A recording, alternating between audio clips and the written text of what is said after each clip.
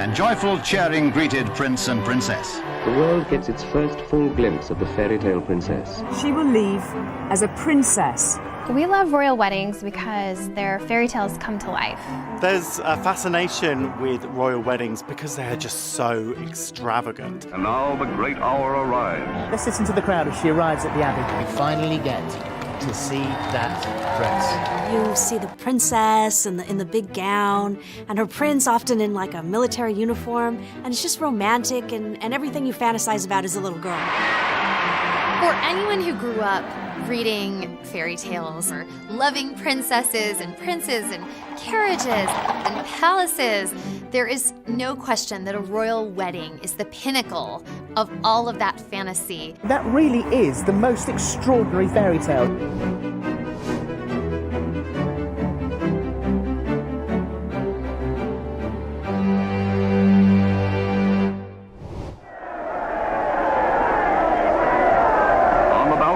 Kings and queens have appeared unnumbered times on great occasions. The young couple happily share the supreme day of their lives with their countrymen. Princess Elizabeth and Philip, Duke of Edinburgh, were married in 1947, just 2 years after the end of World War II. When Princess Elizabeth and Philip got married, coming out of World War II, which was a time of such hardship, the whole country, really the whole world, was looking for a reason to celebrate, so it really kind of brought everyone together. Elizabeth was 21 years old and next in line to the throne. Philip was a dashing 26-year-old Navy lieutenant with ties to the Greek and Danish royal families. Elizabeth and Philip have a really sweet love story. They first met when Elizabeth was just 13 years old, and she was immediately smitten by Philip. He was this dashing naval officer. It was very easy to see why Princess Elizabeth was so taken with him. During the war, Philip went off to serve. The Queen kept in contact with Philip, and Philip would write letters to the Queen during this time. The connection was really cemented. Then after the war, Philip came back and they started spending time together at Buckingham Palace, and soon after, Philip proposed. And the Queen, in quite unusual manner of the time, said yes, without checking with her father, without checking with royal officials. And this kind of really typifies the strength of character that the Queen has. But at her father's urging, she and Philip agreed to keep their engagement a secret for a full year until she turned 21. So it really was a sweet, romantic story, and they were very much in love. On November 20th, 1947, a year and a half after the couple's secret engagement, Elizabeth and Philip were wed at historic Westminster Abbey. And now the great hour arrives, and as the state coach with Elizabeth and the King is escorted to Westminster Abbey by the household of cavalry guards, a sovereign's escort. Everyone was really excited for this wedding, and the footage is really incredible. To see 500,000 people lining the streets of London to watch Princess Elizabeth and her father, King George VI, ride in a royal carriage from Buckingham Palace to Westminster Abbey. The coach draws up at the west door, and His Majesty pauses to help the princess alight. There's a moment's delay, due, I imagine, to the 15-foot train of the princess's most beautiful wedding gown. Then, with her father, the royal bride enters for her marriage to the man of her choice. Of course, this was a huge event, and there were 2,500 invited guests inside Westminster Abbey. And of those guests, 28 were members of European royalty, including 6 kings and 7 queens. So this was a really impressive turnout for such a historic occasion. Here is seen the thrilling bridal gown of ivory satin, delicately embroidered in crystals and pearls. Princess Elizabeth's dress was absolutely beautiful. It was a long-sleeved, ivory silk creation. It had 10,000 pearls sewn onto it and had a 15-foot train. It was actually inspired by a Botticelli painting called Primavera. And the central figure in the painting wears this beautiful white draped ivory gown, and it also had these roses affixed to it, and it really did look like the gown from the paintings. It is a radiant bride-to-be, the loveliest the old abbey has ever looked upon. Elizabeth and Philip take their places on history's pages. To the stirring strains of Mendelssohn, they march as man and wife toward the west door amidst nearly 3,000 invited spectators. At this time, this was really the most access the British public had ever had to a royal wedding, because it was the first to be broadcast over radio, and it really brought the British public into Westminster Abbey, even if they couldn't be there in person or even on the streets of London. From the solemnity of the Abbey, the great pageant starts toward Buckingham Palace, the young couple now occupying the state coach. And it was also the second wedding to be filmed, and though it wasn't broadcast live on television, since television wasn't really ubiquitous yet, but it was shown on newsreels later, so people really got to feel like they were there and feel like they were part of this celebration. They proceed with a brilliantly uniformed mounted guards through throngs estimated at 2 million. In post-war England, everything is rationed except cheers, and the enthusiasm mounts to a new high. Thousands jam the square before Buckingham Palace, and the cry goes up, "We want Elizabeth." There is a tradition of, after a royal wedding, that the royal family gather on the balcony of Buckingham Palace and meet the nation. And when this happened with Princess Elizabeth and Prince Philip, the crowds went wild. There was such a huge cheer, and it was a really great time of celebration. 3 generations of the royal family now appear, but it is the young bride and groom who really rule England this day. Princess Elizabeth and Prince Philip's love story really meant a lot to the British people, and it was something that, wasn't about war, it wasn't about politics. This was just a young couple in love, and that was something to celebrate that had no ties to something that made them unhappy. Elizabeth and Philip's wedding was the beginning of an incredible 70-year marriage, the longest in British royal history by 2 decades. The first 5 years after their wedding were arguably the best of their lives. They lived a pretty quiet life, relatively speaking. Philip was in the Navy, and they spent time in Malta during his naval service, and they also welcomed 2 children, Prince Charles and Princess Anne. But then her father died in 1952 and made Elizabeth the Queen, something they weren't expecting to happen for several years to come. So suddenly they were forced to adapt and take on this whole new life full of royal duties and assume the position of being the face of a nation. Prince Philip has been by her side through it all. They really have this epic love story, married for 7 years. They have 4 children, 8 grandchildren. They've had this really big family that's, full of love, and everyone's so close, and, it's a really sweet testament to their bond. In the proud words of King George, "Our daughter has married the man she loves." Everyone here in the grounds of the palace must have been captivated by Grace's charm and beauty. Long before Charles and Diana, this was the fairy tale.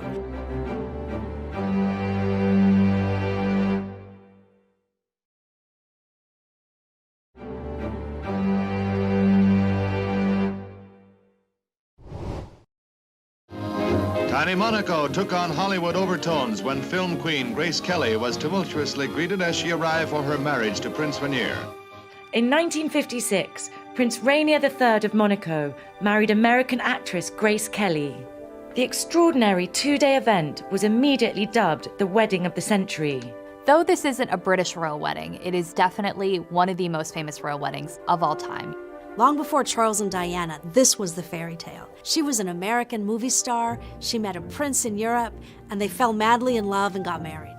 Rainier was the 33-year-old reigning monarch of Monaco, while Grace was well on her way to becoming Hollywood royalty.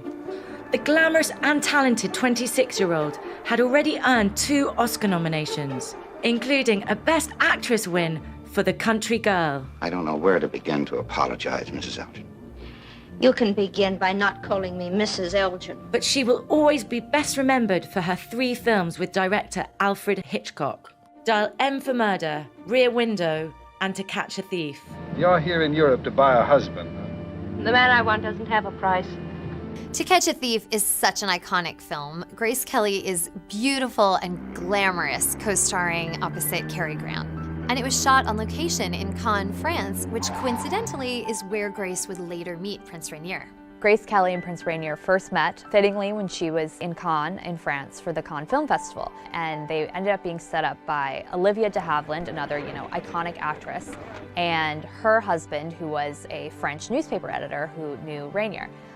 So they sort of coordinated this meeting between Rainier and Grace Kelly. They hit it off immediately. They kept in correspondence when she came back to the United States. He came to America to meet her and her family. Grace Kelly's from right outside Philadelphia. She had Prince Rainier over for dinner. Even though he had this royal title and this very fancy background, he would help out with the dishes at her childhood home, and it really endeared him to her family, and soon after they were engaged. Grace Kelly and Prince Rainier's romance really was a whirlwind. They met in April of 1955, became engaged in January of 1956, and the wedding was set for that April. So from meeting to marriage, it was really only around 12 months. A few hours earlier, Grace Kelly of Philadelphia and Hollywood stepped aboard the Deo Gigante from the liner Constitution, which carried her across the Atlantic. To get to Monaco for her wedding, Grace Kelly, she didn't fly. She took a yacht with a huge entourage of about 700 people. And when she did arrive, she had 80 suitcases with her and her poodle, Oliver. And Prince Rainier was there waiting for her.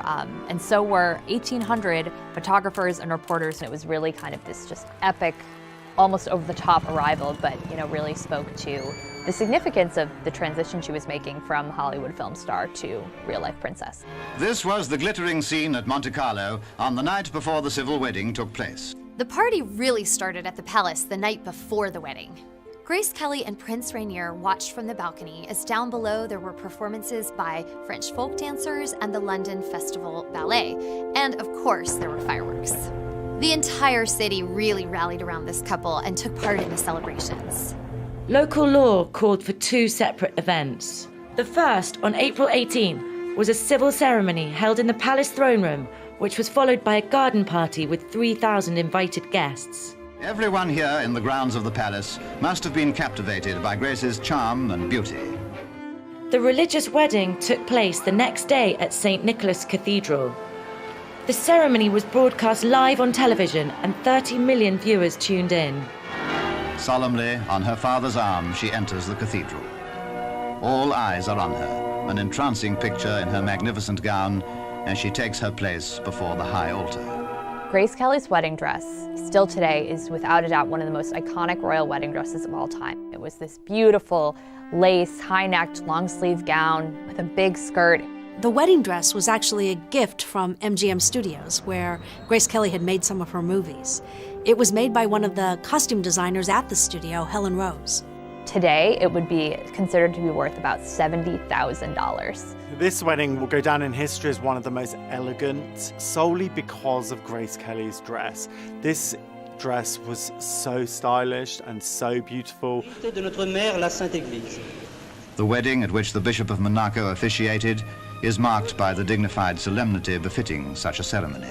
Now, by civil authority and by the church, Prince Rainier and his film star bride have been pronounced man and wife. The wedding procession moves slowly from the cathedral. This, of course, was the moment for which the Monegasques outside had been waiting, and joyful cheering greeted Prince and Princess. After they left the church, there were thousands of people waiting outside and lining the streets just hoping to catch a glimpse of the new prince and princess. I think that people really responded to them as a couple because they seemed so much in love. From the first time they met till after their children were young adults, they really seemed like the kind of fairy tale that you wanted them to be. Our story ends with the scene at the harbor, as the princess, carrying her poodle Oliver, arrives with her husband to board their yacht, in which they were leaving for their honeymoon. And it goes without saying that as the royal couple left, all good wishes went with them for long life and happiness. After Grace Kelly's marriage to Prince Rainier, where she became Princess Grace, she did give up her film career. She was only 26 years old at the time, and even though she had won an Oscar, it still was pretty early on. So it really was a big loss for Hollywood. Instead, she focused on being a wife and soon a mother and, her duties as the Princess Consort of Monaco. Though she had to give up her acting career, being a princess in a beautiful country on the Mediterranean isn't such a bad trade. The loyal subjects shouted gleefully, "Long live the prince and his beautiful princess."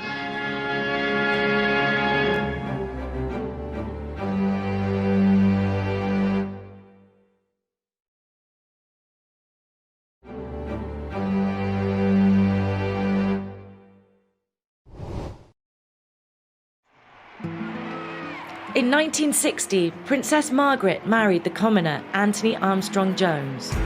The historic event was the first royal wedding ever to be broadcast live on television. I, Margaret Rose, take the Anthony Charles Robert to my wedded husband. Anthony was a 30-year-old society photographer with no royal blood. Margaret was the 29-year-old younger sister of Queen Elizabeth. The story of Princess Margaret is really complicated. she had actually fallen in love with a different man. Princess Margaret's first love was a man named Peter Townsend. He was a bit older than her, and he was a military hero during World War II. They fell in love when she was in her late teens, early 20s, but he was a divorcee. And at the time, that was a huge no-no in the royal family because of the views of the Church of England on divorce. And so for Margaret, that meant she wasn't able to marry the man she considered the love of her life. And it really broke her heart. Princess Margaret, as she got older, became a very, cosmopolitan, almost like kind of a new royal, and she ran in very cool circles, with more artists or celebrities, and that led her to meeting Anthony Armstrong-Jones, who was a very famous photographer who had actually shot portraits of the royal family. Anthony Armstrong-Jones was an easy sell to the rest of the palace because they knew him. He had taken a lot of the royal portraits, so he was someone that they thought was appropriate for Margaret. Their relationship kind of flew under the radar, and when they announced that they were engaged, it really surprised the press, it surprised the public, and it really was an unconventional choice for Margaret. He was the first commoner to marry into the royal family in 400 years, which is kind of baffling when you think about it now, when you think of people like Kate Middleton and Meghan Markle marrying into the royal family, both of whom are commoners. For Margaret, after being denied the chance to marry her first love, this really looked like a second chance at love. Through cheering crowds of hundreds of thousands, Princess Margaret rides to Westminster Abbey on her wedding day. On May 6, 1960, Princess Margaret and Anthony Armstrong-Jones married in Westminster Abbey, the grandest setting you can imagine. The Queen and members of the royal family have taken their places, and Commonwealth Prime Ministers. The bridegroom, and what a moment for him as his bride enters. Because Princess Margaret's father, passed away almost 10 years before that, Prince Philip, her brother-in-law, actually walked her down the aisle, which was sort of a sweet show of familial support. There were 2,000 guests, and what really made it historic was that it was the first televised wedding in British history. The service is begun by the Dean of Westminster. Dearly beloved, we are gathered here in the sight of God and in the face of In the UK alone, 20 million viewers tuned in, while 300 million more were watching from all over the world. Now, every detail and nuance of the ceremony is under the scrutiny of countless millions, but the dignity and grandeur of the rites are not marred. I pronounce that they be man and wife together in the name of the Father, and of the Son, and of the Holy Ghost. Amen. Princess Margaret's royal wedding dress was relatively simple compared to past royal wedding dresses. Life magazine described Margaret's dress as, quote, the simplest wedding gown in history, although it did feature 30 meters of fabric just for the full skirt. It had long sleeves and a very thick silk. It was a V-neck that came very high up on her neck, and then it had a really wide skirt, but there really wasn't any lace or any, gems or pearls or crystals. So it was very simple, but it definitely still was an iconic dress, but just a little different from what we've come to expect from royal weddings. The traditional appearance on the palace balcony is what the people want to see, raising a great cheer again for the princess and her husband. Although Margaret's wedding was a gorgeous spectacle and gave hope that she was going to have the fairy tale ending that she always dreamed of, the truth is, it wasn't a happily ever after. Still wearing some of the parting rose petals, they went out by barge to Britannia, the start of a wonderful honeymoon cruise to the Caribbean.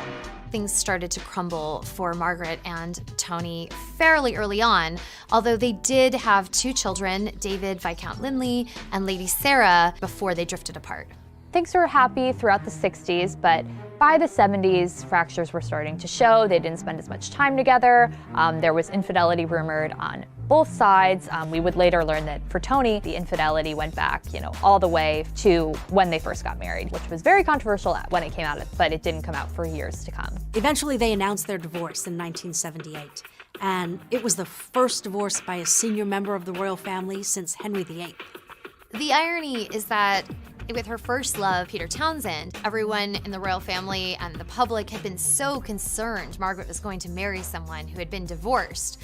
And then Margaret herself ended up becoming the first senior member of the royal family to divorce in 400 years. Later in life, Princess Margaret was actually famous for, rumored love affairs, and she was kind of known as like this very cosmopolitan but sort of scandalous figure. Margaret never remarried.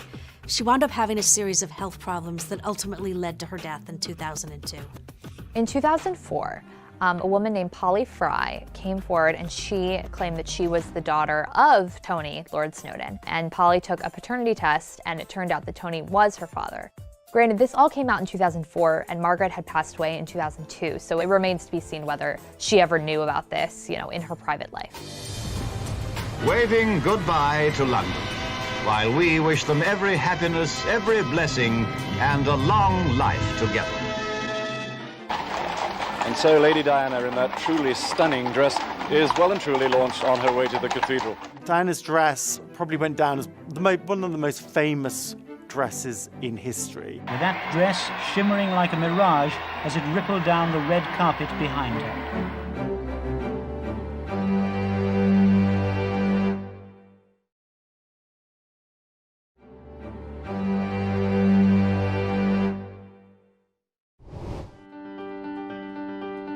If there's any heart that hasn't been won over by her today, it can kindly surrender now. When Prince Charles married Lady Diana Spencer in 1981, it was widely seen as the ultimate fairy tale wedding. But sadly, looks were deceiving. The irony of this royal wedding is that the person Charles had been having an affair with, Camilla Parker Bowles, attended the wedding, and Diana actually noticed her as she walked down the aisle. Diana was the 20-year-old daughter of British nobility. Charles was the 32-year-old heir apparent to the throne. It's funny to think about now, but Prince Charles really was the world's most eligible bachelor back then. Diana was born Lady Diana Spencer, so she was an aristocrat. She was young, she was a member of the Church of England and had a title. She was a virgin, which was a big thing that mattered when it came to marrying an heir to the throne back then. So, it was just sort of like, she's perfect. Charles was facing a lot of pressure to find someone, so they kind of were engaged very quickly, and it seemed like this whirlwind romance. I think we all wanted it to be this romantic fairy tale, but when you look back, there were certainly clues that it wasn't going to end well. There was a large age difference between Princess Diana and Prince Charles, and really, they just had totally different interests. Another huge obstacle was Camilla Parker Bowles.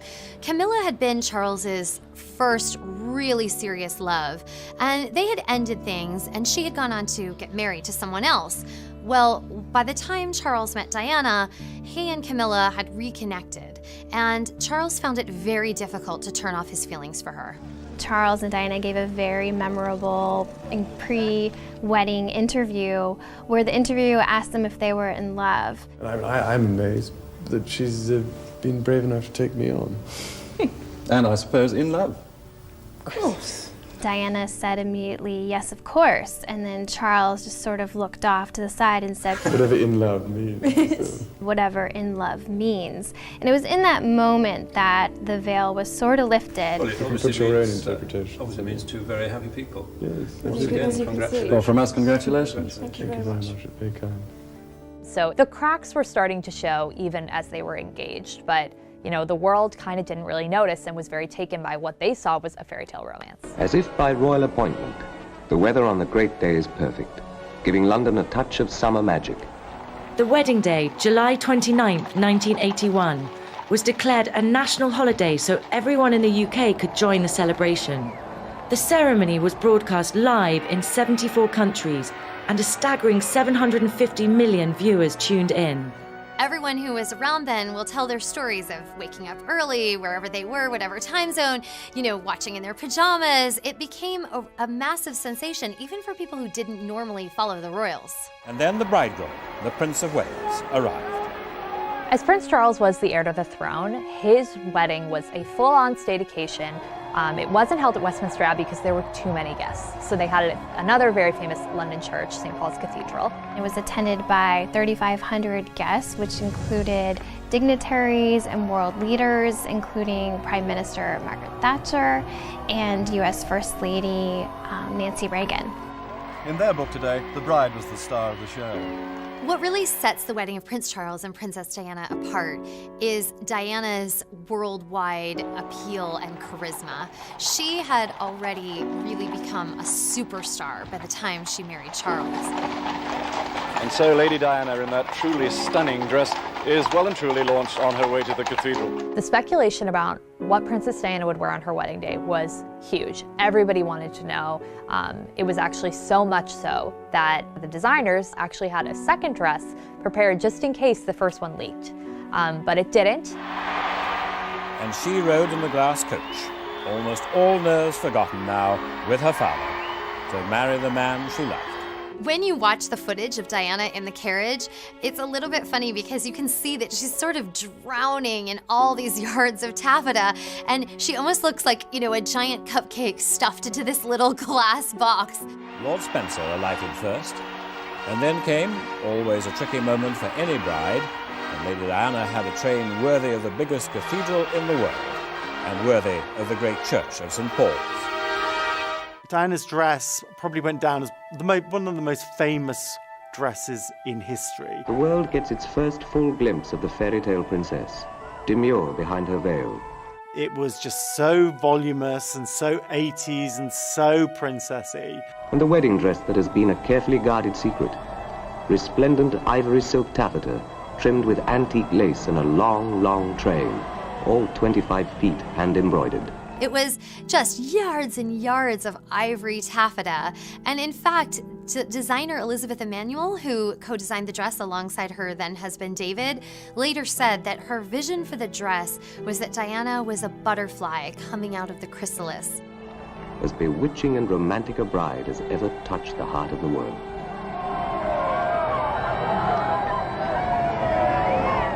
But that long train is a bridesmaid's nightmare. Elizabeth Emanuel also later said that she hadn't anticipated the dress wrinkling quite so much as it did, so they quickly tried to smooth that long train because it was just wrinkled from top to bottom. And everyone could see that this was a bride who had captured all but the stoniest of hearts. When it was time to walk down the aisle, the whole world was already mesmerized and couldn't wait to see this superstar become a superstar bride. Diana Francis, wilt thou have this man to thy wedded husband, to live together according to God's law, in the holy estate of matrimony, so long as ye both shall live? I will. Charles and Diana's wedding was such a massive spectacle that it came with a very massive price tag. Adjusted for inflation, it cost $110 million, which is a lot steeper than the wedding of William and Kate, which was a relatively frugal $34 million. And the roar welling in thousands of throats outside. It all lent another kind of warmth to this London summer's day, with that dress shimmering like a mirage as it rippled down the red carpet behind her. Despite the concerns surrounding this marriage that were sort of present even from the beginning, there was a really, truly romantic sweeping moment atop the balcony at Buckingham Palace after they had exchanged their vows. And this is what they're waiting for. An appearance on the balcony of Buckingham Palace, which has seen so many royal and national occasions in the past. Again, everyone who watched the wedding remembers their kiss. He kisses Diana's hand. They look at each other with an adoring gaze that you would expect from newlyweds. A kiss, which receives a roar of approval from the crowd, who call the couple back and back again onto the balcony. It's hard to argue with 500,000 people who know what they want. And every single one was rewarded by this tender kiss. They seemed to be a happy couple in those early years. Right away, they had 2 adorable sons, William and Harry, and they seemed good together. But we found out later it really wasn't all that it seemed. Well, there were 3 of us in this marriage, so it was a bit crowded. Charles was still hung up on Camilla and eventually started to have an affair with her. Diana sort of followed suit, and she also had several affairs. And things really just were very tense between them. In 1992, 11 years after their wedding, Charles and Diana separated, and by 1996, their divorce was final. Charles seemed to move on, and he found his happily ever after with Camilla. But Diana was searching for what she was going to do next, and then it all kind of came to a terrible, tragic end in Paris. Confirmation from Buckingham Palace tonight that the world has lost Princess Diana at age 36, dead in a car crash in Paris. Looking back on Charles and Diana's wedding, it's really bittersweet because on the one hand, it's the most magical day anyone could have imagined, and it still captivates the public imagination. And on the other hand, we all know that it ended in heartbreak and tragedy. But one of the biggest gifts from Charles and Diana's wedding was this next generation of royals who really energized royal fans around the world to follow their lives, their loves, the charities that they've supported through the years. And we see that in all of the admiration and affection for Prince William, for Prince Harry, for William and Kate's children, and it keeps going. A new princess for Wales, and the shyness seemed gone, replaced by a genuine wonderment that so many people should want to share her joy.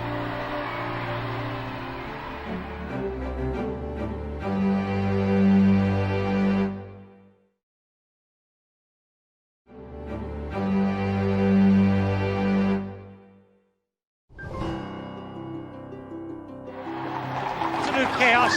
I'm being swept forward with the crowd. In fact, I don't think I could get away from them if I wanted to. In 1986, just 5 years after Charles and Diana were married, the wedding of Prince Andrew and Sarah Ferguson proved the British people were still hungry for royal nuptials.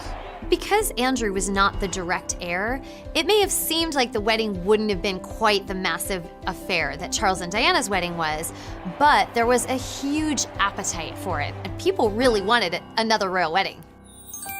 Andrew was the 26-year-old son of Queen Elizabeth and fourth in line to the throne.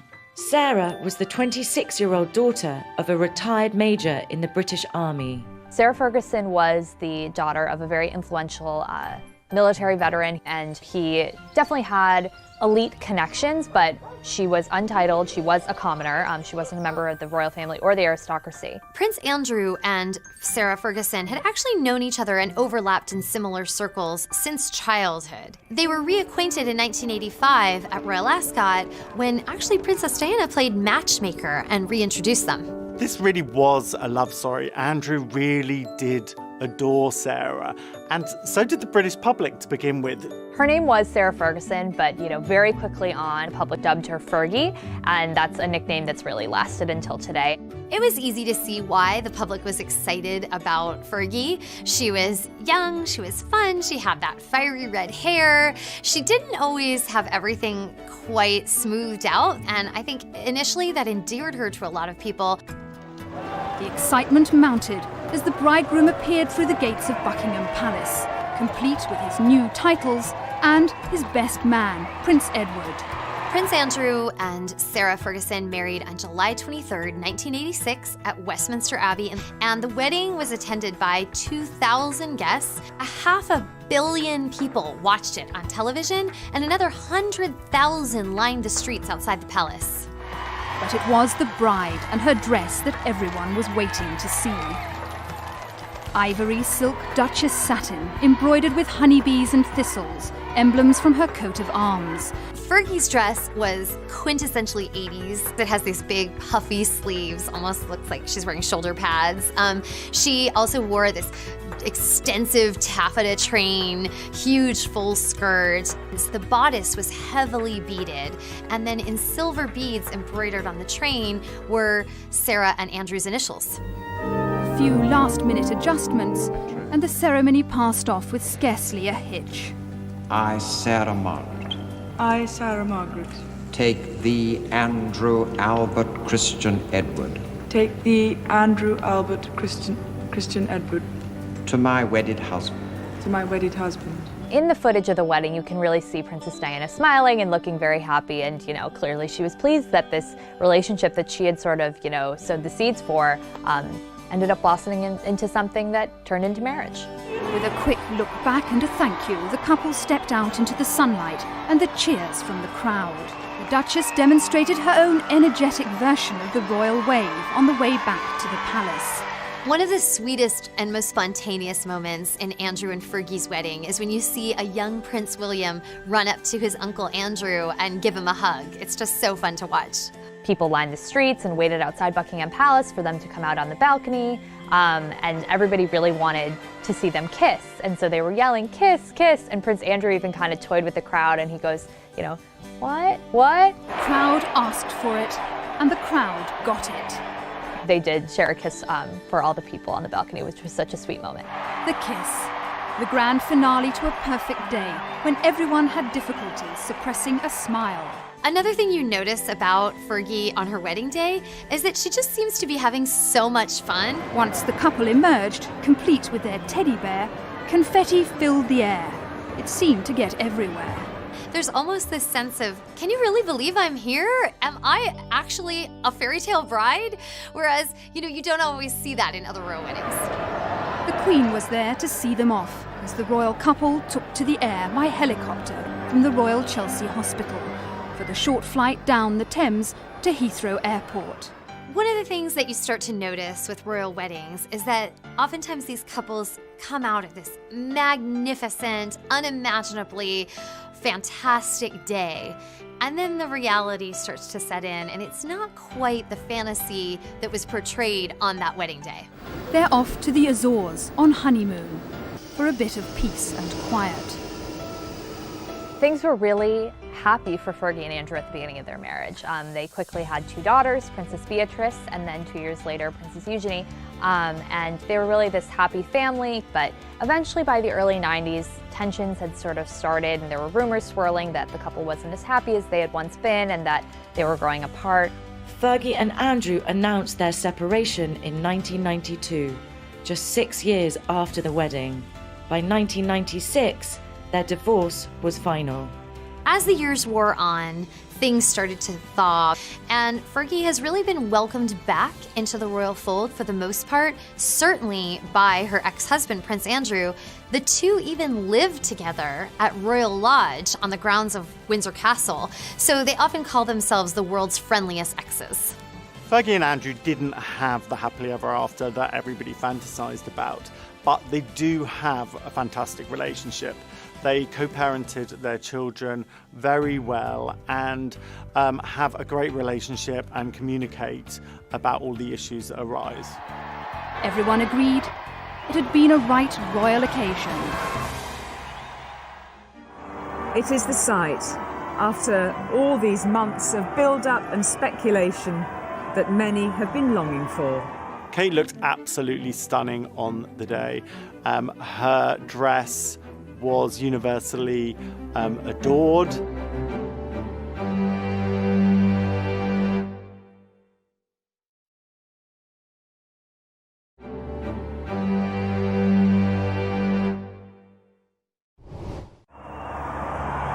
And a lovely moment because the Queen has allowed the royal couple some time on their own for the crowd to take that first glimpse in as they emerged onto the balcony.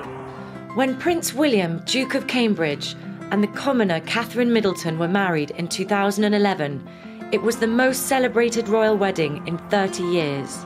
Kate and William's wedding was the first royal wedding since Charles and Diana's in 1981, where we were seeing the direct heir to the throne get married. So it truly was a historic day. Kate was the 29-year-old daughter of successful entrepreneurs. William was the 28-year-old grandson of the Queen and second in line to the throne. People have such a special place in their heart for him because he had such a tragic event happen with losing his mother when he was a teenager. And everybody, I feel like, just wants him to be happy, and it didn't take him long for him to fall in love and find his life partner. When he went to college at the University of St. Andrews in St. Andrews, Scotland, he met Kate Middleton in his freshman year dorms. They became friends. Eventually, with friends, they moved in together into an apartment, and it was there that sort of romance started to blossom. Often she's referred to as a commoner, and it's true. She's not from an aristocratic family, but she didn't grow up in a traditional sort of middle-class family either. Her parents really did have a lucrative business. They started a company called Party Pieces, which was a mail order and now online party supply company. And they really built this empire from the ground up. They were very wealthy. This isn't a case of somebody who was having a rags to riches transformation. Kate had a very comfortable upbringing. William and Kate were engaged in October 2010 in a place that is really special to William, and that's Kenya. And William proposed there. They kept it a secret for a little while, then returned home and announced it the following month. And Kate showed off her new sapphire and diamond engagement ring, which was not new. It had belonged to Diana, William's mother. It was hugely meaningful for William to have, a piece of his mother, who obviously never got to meet Kate, and to attend his wedding and be a part of that experience with him. But, he said it was his way of kind of keeping her close and keeping her in mind throughout this whole process. William and Kate were married on April 29th, 2011. The historic event was broadcast live in 180 countries, and an estimated 2 billion people tuned in. So if you imagined a fairy tale princess and her dress, is that the picture you had in your mind? I think perhaps it might have been. Kate's dress was absolutely beautiful, and there was tons of speculation about which designer she'd choose, what it would look like, what fabrics, what kind of inspiration she'd take, and it pretty much was everything we could have hoped for and more. It is the sight, after all these months of build-up and speculation, that many have been longing for, and she is taking a moment to give the crowd a wave. It was a gorgeous gown. It was designed by Sarah Burton for Alexander McQueen. It had a lace long sleeve, so a little more modest. It had a beautiful big skirt, a long train with lots of detail sewn onto it, and then there was a V-neck on the dress. Kate looked absolutely stunning on the day. Her dress was universally adored. You always need something borrowed on your wedding day, and Kate had a great one. The Queen actually lent Kate her tiara, and it had 1,000 diamonds on it.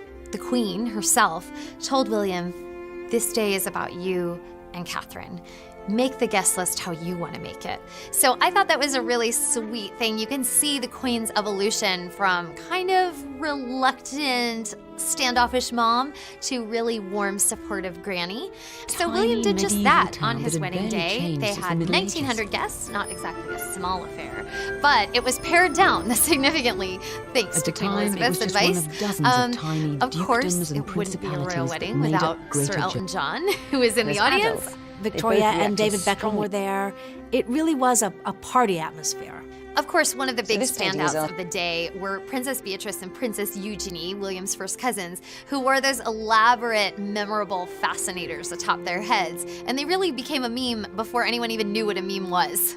But it was Kate's maid of honor, Pippa Middleton, who really kind of stole the show. Pippa Middleton in a beautifully sleek, elegant dress. Nobody knew who Pippa was before this, but she wore this really beautiful white dress, and it really hugged her backside. Cameras got hold of the backside of a stunning maid of honor carrying a future queen's train. The question on just about everyone's mind at that moment, who's that girl? She really had this world stage to showcase her incredible body, and she embraced it. And in fact, I think she was the sexiest bridesmaid ever. And stepping into the spring sunshine, the new royal couple, the Duke and Duchess of Cambridge. It was really sweet to see Prince William, this person who everyone wanted to be happy after, the death of his mother, seem so happy and seem so in love, and, something that was clearly a love match and a really strong partnership. They looked really quite relaxed and very happy, waving to the crowd. At this point, they had been together for almost 8 years, and, you don't get to 8 years of dating without being really in love and really knowing the other person, and everyone was really excited to see that. We can see some movement there behind those curtains, and here we go. Oh wow, she says. Oh wow. There was a lot of love for them as a couple. Kate felt like just the right match. She's never set a foot wrong. She felt very steady. She felt very committed to him, and it was something that gave Royals fans a lot of hope that this marriage was totally the real deal. A convertible Aston Martin emerging from the gates of Buckingham Palace. They drove off in an Aston Martin from Buckingham Palace. The license plate said, "Just married," and it was so cute. and really like such a surprise for the crowd that they were, driving off like any normal married couple, Prince William in the driver's seat. What a view the crowds are being rewarded with. It looks as though Prince Harry may have been at work on this vehicle. Prince William and Princess Kate have really had such a happy and wonderful marriage so far. They had a few years to themselves before they started their family, but they welcomed Prince George, their first child, in July 2013.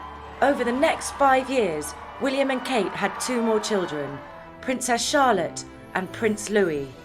Kate has really blossomed in the role of princess. She seems to do it all effortlessly. She looks great. She relates to people so naturally.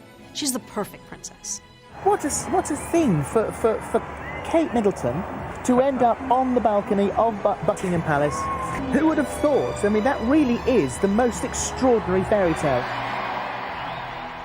She comes. Here comes the bride. All right. This is the first time we got to see Meghan as a princess. And she really did look the part. She looked every bit the Princess Bride, incredibly regal and ready for this moment. This is when you finally get to see that dress.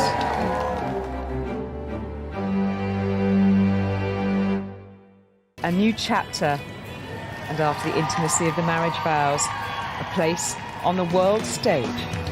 Prince Harry, the Duke of Sussex, and the American actress Rachel Meghan Markle were married in 2018. 7 years had passed since the wedding of William and Kate, and nearly 2 billion tuned in to see Princess Diana's second son marry the woman he loved. Meghan and Harry's wedding was like nothing we have ever seen before, and that has a lot to do with Meghan herself. This is the first time we are seeing a biracial royal bride, an American royal bride, a woman who has been divorced. So this was something new we were seeing, and it really blew all the other royal weddings out of the water in terms of news value. Meghan was the 36-year-old star of the hit legal drama Suits. Harry was the 34-year-old grandson of the Queen and 6th in line to the throne. We've been watching Harry grow up since he was born. Of course, Princess Diana and Prince Charles followed the tradition of bringing out their newborn son onto the steps of the Linda Wing at St. Mary's Hospital in London, where the world got its first look at the little ginger prince with his red hair. The guy was christened in this. Looks remarkably well despite it. Harry is so beloved across the world, but especially in the UK. I mean, the citizens have just had such a special place in their hearts for him since he lost his mother at a young age. The readers have always been very affectionate towards Harry because they saw him grow up. And they've gone from him seeing him as this little boy who had lost his mother to now finally fully in love and happy. The fact that I fell in love with Meghan so incredibly quickly was a sort of confirmation to me that everything, all the stars were aligned, everything was just perfect. It was this beautiful woman just sort of literally tripped and fell into my life. I fell into her life. Meghan and Harry actually met on a blind date, and they hit it off right away. I was beautifully surprised when I walked into that room and saw her, and there she was sitting there. I was like, okay, well, I really have to up my game. The world found out about Harry and Meghan when one of the London tabloids confirmed the relationship in October 2016. But Harry and Meghan had actually been dating for a few months by then, and they were building a relationship. Harry and Meghan's engagement was announced on November 27, 2017. That same day, the happy couple sat for an interview with the BBC. It happened a few weeks ago, early this month, here at our cottage. Just a standard, typical night for us. It's a cozy night. It was what we're doing, just roasting chicken and roasting having trying to roast chicken. Trying to roast a chicken, and it was just an amazing surprise. It was so sweet and natural and very romantic. He got on one knee. Of course. Was it an instant yes from you? Yes, as a matter of fact, I could barely let you finish proposing. I was like, can I say yes now? She didn't even let me finish. Welcome to the royal town of Windsor, where the stage is set for the wedding of the year. On May 19th, 2018, Harry and Meghan were married inside St. George's Chapel at Windsor Castle, roughly 20 miles west of London. 600 lucky guests were in attendance, while nearly 30 million were watching it in the US alone. The interest surrounding Meghan and Harry's wedding was massive. In fact, in the US, 6 million more people tuned in to Meghan and Harry's wedding than they did to William and Kate's. And I think one of the key reasons for that is that we had an American royal bride. Harry and Meghan's wedding was like a red carpet. There were so many celebrities there, and not just small celebrities. We're talking big celebrities. We're talking George Clooney and Amal. We're talking Priyanka Chopra. We're talking Oprah. It was star-studded. I'm sure everyone who walks through these palace gates must feel like the luckiest person on earth to get to have this opportunity. As we were watching the guests start to walk up toward Windsor Castle and towards St. George's Chapel, I think that one of the things we were most excited to see was the brothers. Royal watchers were very excited when Prince Harry walked down the aisle with his brother, Prince William, on the day of the wedding. The chemistry between them, the camaraderie was just very sweet. And obviously we'd seen this happen in reverse when Harry was the best man for William. We're looking now at the car that has the woman of the moment, Ms. Meghan Markle. What a moment of history for her. Meghan arrived at the wedding, at the ceremony, in a cart that had been loaned by the Queen. And this was everything Americans had fantasized about. This was Disney come to life. When the car pulled up, she steps outside and you get that first glimpse of that gorgeous gown. Here comes the bride. This is the first time we got to see Meghan as a princess. And she really did look the part. She looked every bit the Princess Bride, incredibly regal and ready for this moment. This is when you finally get to see that dress.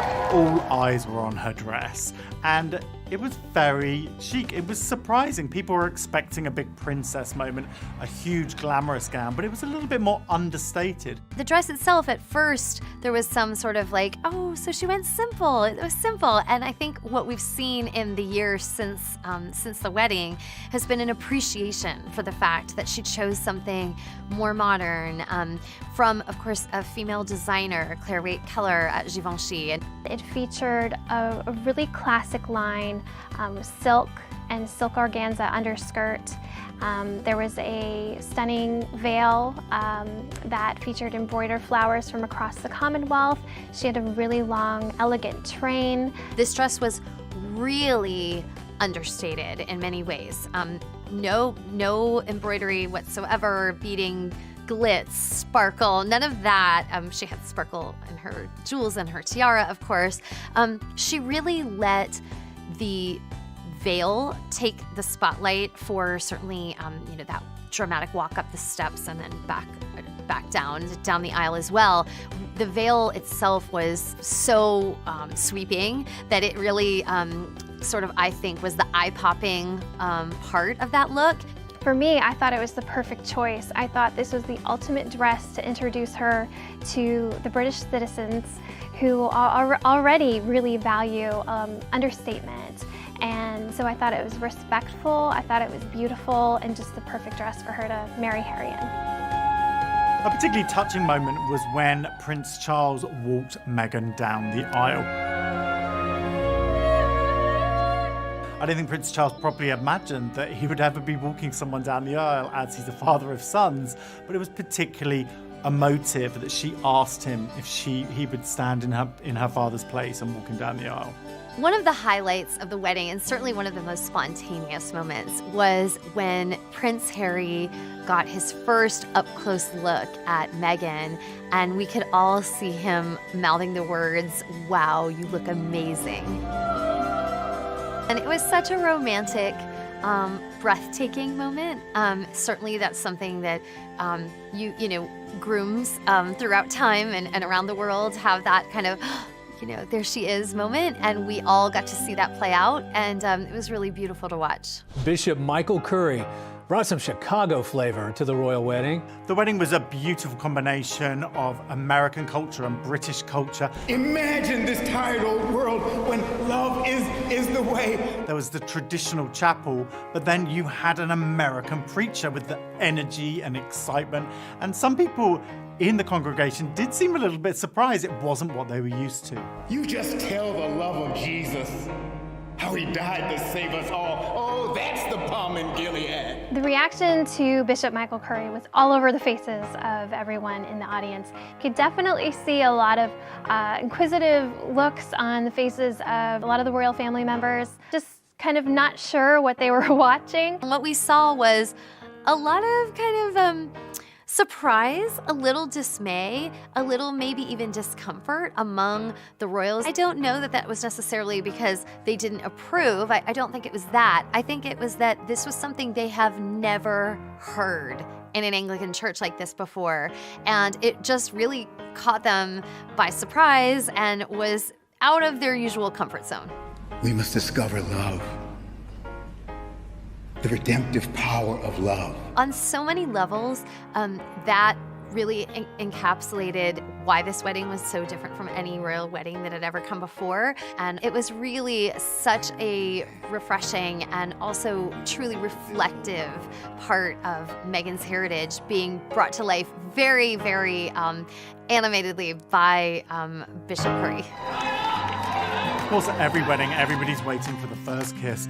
And at a royal wedding, it's even more hyped. It did not disappoint because although there wasn't a balcony, there was still that beautiful, dramatic moment when they come out as husband and wife. And there is the kiss that everyone was hoping for and waiting for.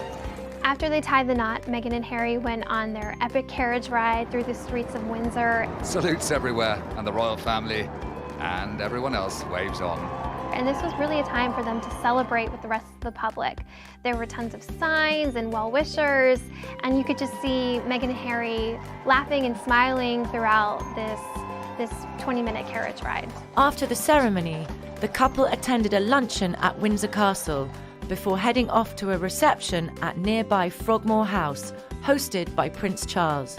We saw Harry come out in this classic black tux, and then Meghan gave everyone the Hollywood moment they were waiting for when she stepped out in her Stella McCartney halter gown.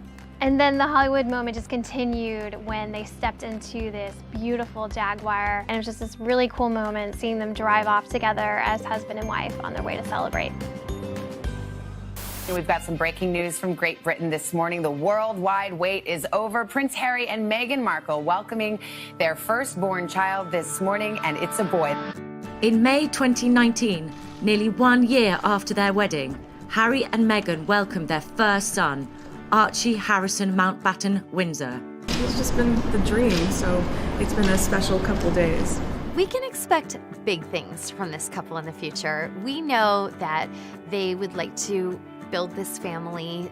They're starting obviously with their first baby, but I don't think that anyone imagines that they'll stop there. But further than that, we also know that Meghan has big plans of her own in terms of philanthropy, in terms of giving back to her new country. Meghan and Harry have totally embraced their roles as the Duke and Duchess of Sussex, and they've been welcomed into the royal family as a couple with open arms, and now they're just really hitting the ground running in terms of their royal duties.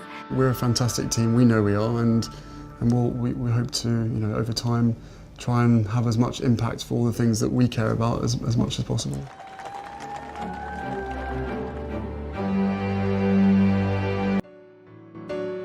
In 2018, just 5 months after the wedding of Harry and Meghan, St George's Chapel played host to yet another round of royal nuptials, when Princess Eugenie of York married the commoner Jack Brooksbank. This was a huge royal wedding because, let's face it, there aren't that many people who call the Queen Granny, and Princess Eugenie is one of them. It marked the first wedding for Fergie and Andrew's daughters, and so it's just a really great time for the country to come together and celebrate a wonderful occasion. Eugenie was the 28-year-old granddaughter of the Queen and 9th in line to the throne. Jack was a dashing 32-year-old businessman and socialite son of successful entrepreneurs. Americans may not know Eugenie intimately well, but British really do. The British have grown up with Eugenie and her sister Beatrice and have a lot of affection for them. In America, I think they're probably most famous for turning up at Kate and William's wedding, wearing some fascinators that kind of stole the show in many ways. It's the hats, including these Philip Tracy designs worn by Princesses Beatrice and Eugenie, that made the most impact. She grew up with her grandparents and her parents, Prince Andrew and Sarah Ferguson, Fergie, at all the various palaces and castles, and she herself was raised at Royal Lodge, which is at Windsor. Jack is a successful businessman. He is a wine merchant. He's also a global brand ambassador for Casamigos, which is George Clooney's former tequila company. Like Kate Middleton, Jack Brooksbank is also a commoner, if you want to use that term. I mean, he's not an aristocrat, he's not a royal. However, also like Kate, there were similar circles. They did kind of run in those fancy royal circles. And he met Princess Eugenie when they were on a ski trip. They have said in their engagement interview that, in fact, they really locked eyes on each other on that vacation and that it was love at first sight. We were skiing, weren't we? In a friend's place in Nendas, next to Verbier. We were skiing, which was amazing. Love at first sight. Was it? For the pair of you, was it? And they dated for 7 years before Jack proposed, and they went on to announce their engagement to the public. I think for a lot of royal fans, their first introduction to really seeing Jack and Eugenie's relationship was in their BBC engagement interview. Jack, did you get down on one? I did get down on one. You did? Yeah. What we saw in that interview was just a head over heels in love couple. We saw, Eugenie kind of hanging on Jack's every word, making googly eyes at him, he doing the same right back at her. They seemed genuinely in love. I love Eugenie so much, and we're just very, very happy and over the moon for what is to come, and just very, very excited to spend the lifetime together, which is amazing.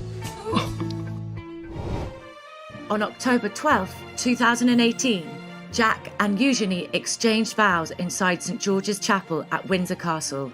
There were 850 guests in attendance, and another 3 million were watching on Facebook, Twitter, and Instagram. It was the first time in history that a royal wedding was streamed live across the royal family's official social media accounts.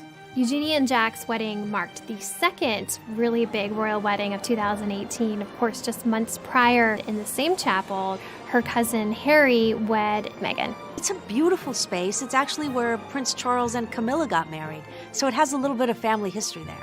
Hold on to your hats. Fascinators are flying in Windsor this morning as gusts of wind batter the celebrities as they arrive at the year's second royal wedding. There was a celebrity turnout for Eugenie's wedding that surprised a lot of people. There were some guests there we hadn't expected. Demi Moore was there. Cara Delevingne was there. She wore a menswear tuxedo, which she accessorized with a top hat and a toothpick.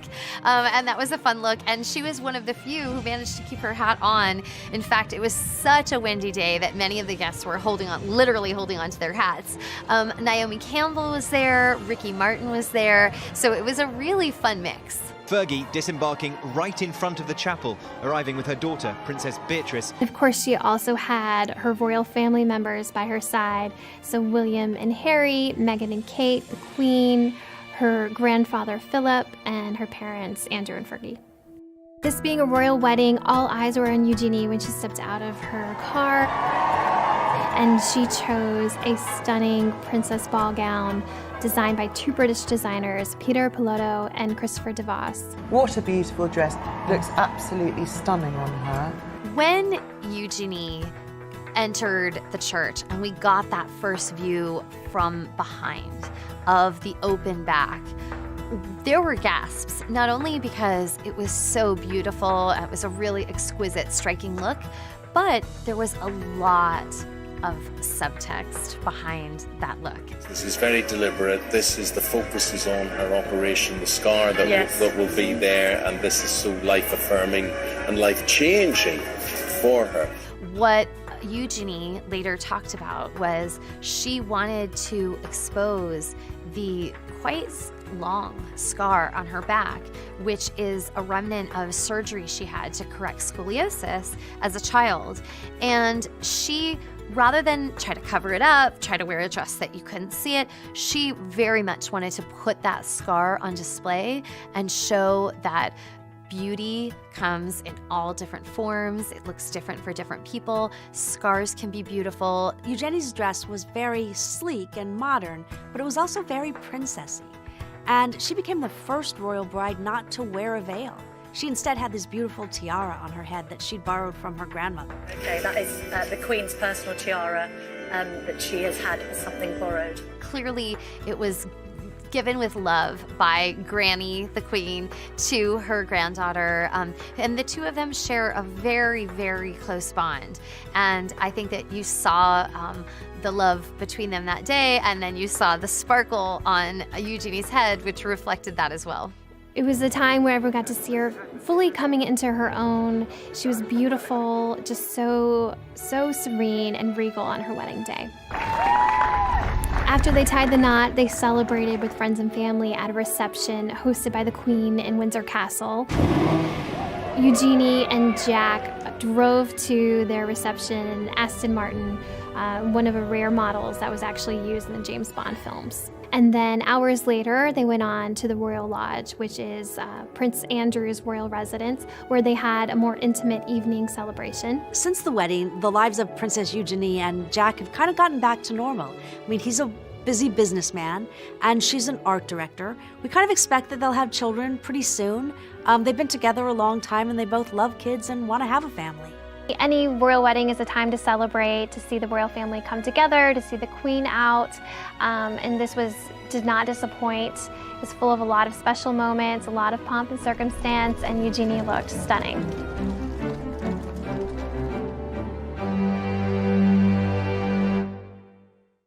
It was a time of such hardship. The whole country, really the whole world, was looking for a reason to celebrate, so it really kind of brought everyone together.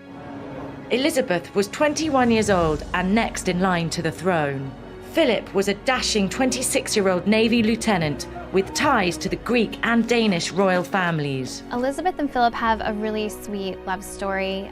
They first met when Elizabeth was just 13 years old, and she was immediately smitten by Philip. He was this dashing naval officer. It was very easy to see why Princess Elizabeth was so taken with him. During the war, Philip went off to serve. The Queen kept in contact with Philip, and Philip would write letters to the Queen during this time. The connection was really cemented. Then after the war, Philip came back and they started spending time together at Buckingham Palace, and soon after, Philip proposed. And the Queen, in quite unusual manner of the time, said yes, without checking with her father, without checking with royal officials. And this kind of really typifies the strength of character that the Queen has. But at her father's urging, she and Philip agreed to keep their engagement a secret for a full year until she turned 21. So it really was a sweet, romantic story, and they were very much in love. On November 20th, 1940,